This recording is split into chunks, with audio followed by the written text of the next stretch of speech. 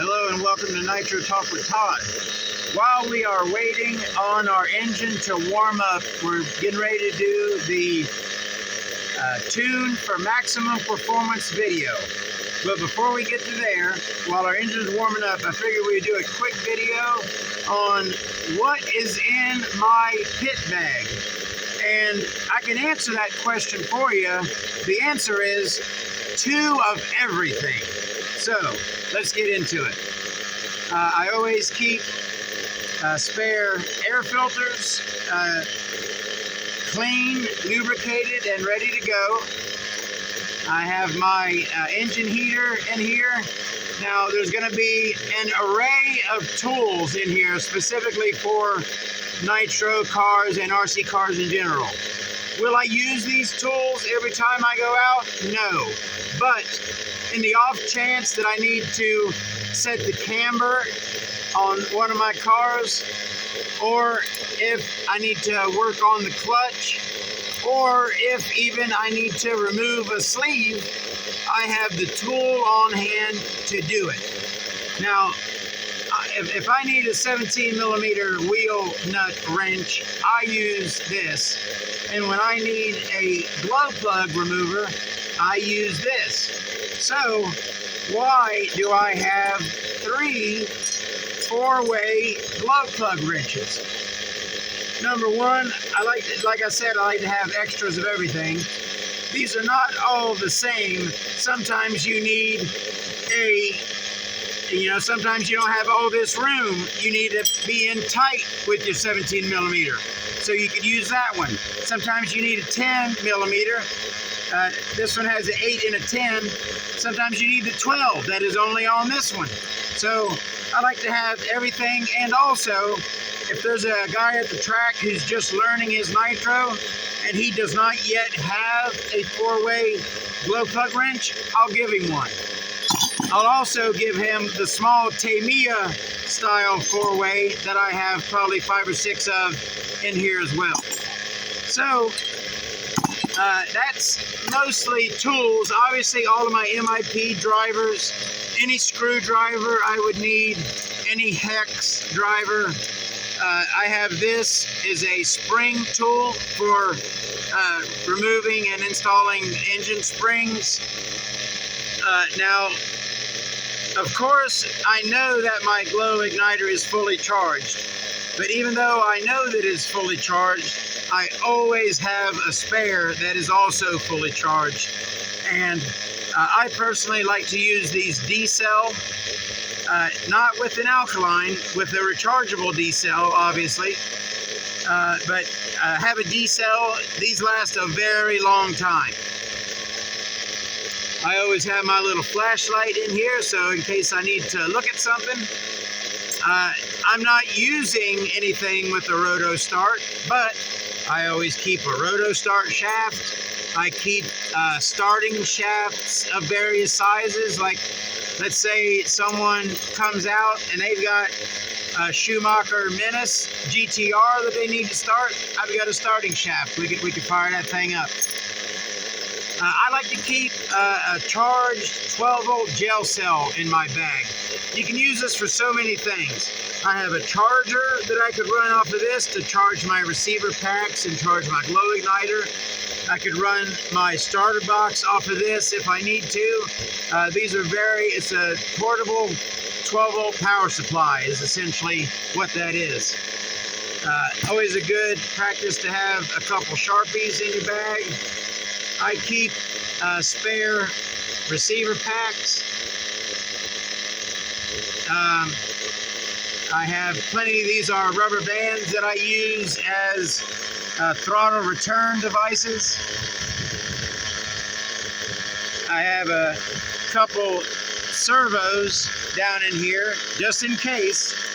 That one, by the way, is the KO Propo RSX Power, an absolute legend.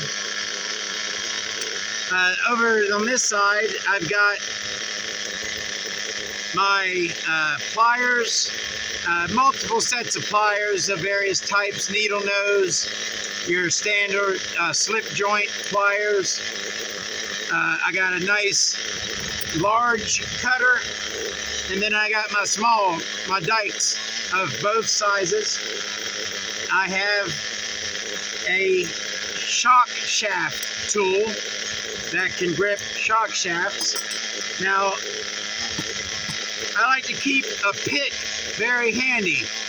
Picks can be used for lots of things. You need to get in and get something out. You're installing and removing O-rings. These picks come in very handy. Now, I use my Hudi, this is a turnbuckle wrench. I use it very often. So what I do is I put a zip tie here, and that way it stays in its little spot right there. I also keep up there with that my Hudi glow plug wrench as well.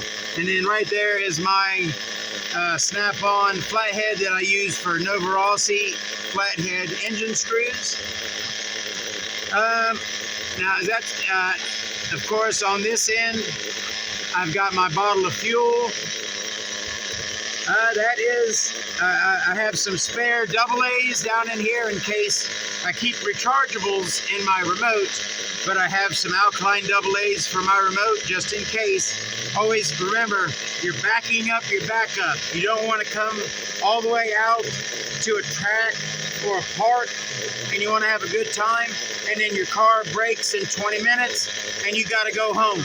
You don't want to go home. You want to have everything you need to work on that car. So that's mainly the stuff in the bag, and then this is my little parts container. Let's see what I keep in here.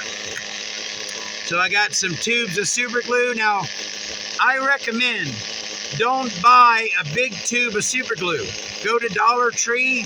For $1, you get 5 little tiny super glues. You use them, they're basically disposable. Use it one time and chuck it. You don't got to worry about it going bad, drying up on you. It's always fresh, good super glue whenever you need it. Spare baggie or something's not in there. Now, I always keep a spare receiver for the radio that I'm currently running, and then I'll usually have a Futaba and a Fly Sky in here as well, in case someone at the track happens to need one, or if I want to run a second radio, give one to a buddy, I'm prepared. I use those as caps for my antenna tubes. I always keep at least 2 spare carburetors. I believe I have 3 in here at the moment. I got a Nova Rossi carb, I got an Orion CRF carb, and then this is a brand new Dynamite carb. So this would be race 21 carbs, and then if there's a monster truck with a 28, I'll use the big girl Dynamite there. I always have spare clutch bells and clutch bell bearings. I always have my molly coat with me in case I need to lubricate an O-ring. I have a spare clutch. Most of my vehicles, I run the Losi 4-shoe clutch. This is one that is set up and ready to install. I keep spare O-rings for my fuel tanks. These are the 2 sizes for the 2 vehicles that I'm running. So in case I have a leak in my fuel tank, I have an O-ring on hand for that. I have engine springs in case my exhaust comes off the engine. I need a new spring for that. My buddy, the Iceman, who likes to race here at the track with me, has had the worst luck with switches. So as a salute to him, I always carry a spare electronic switch in case he's having a bad day like he likes to do. I have me some exhaust gaskets here. I have some thread lock. Always keep thread lock. I have way more glow plugs than anyone would ever need. I got standard, I got turbo. Those are used but good plugs. I got my little reedy holder that's full of plugs, and I got some brand new plugs. Now, I have a wide range of plugs with me, but there are 3 that I always have on hand.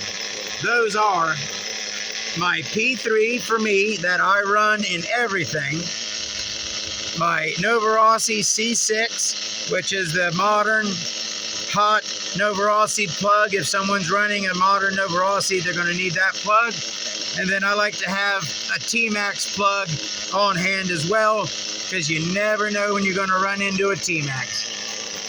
Getting down to the bottom here, I got some head shims, some more bearings. Down in here is just some whatnots. I got a head button there with shim. I got a rear bearing for an engine.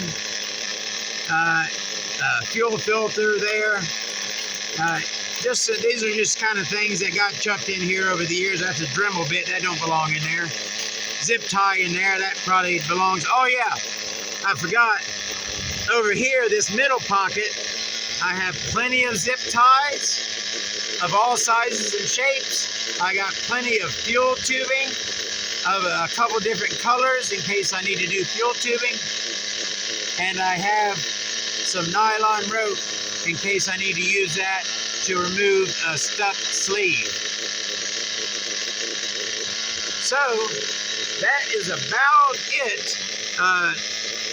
Plenty of screwdrivers. These are larger screwdrivers, and then over here is smaller screwdrivers. But as you can tell, every size, every shape, when you go to unscrew, let's say a Phillips, you don't want a Phillips that's going to go in and have a little bit of play. You want the correct Phillips that fits that head well.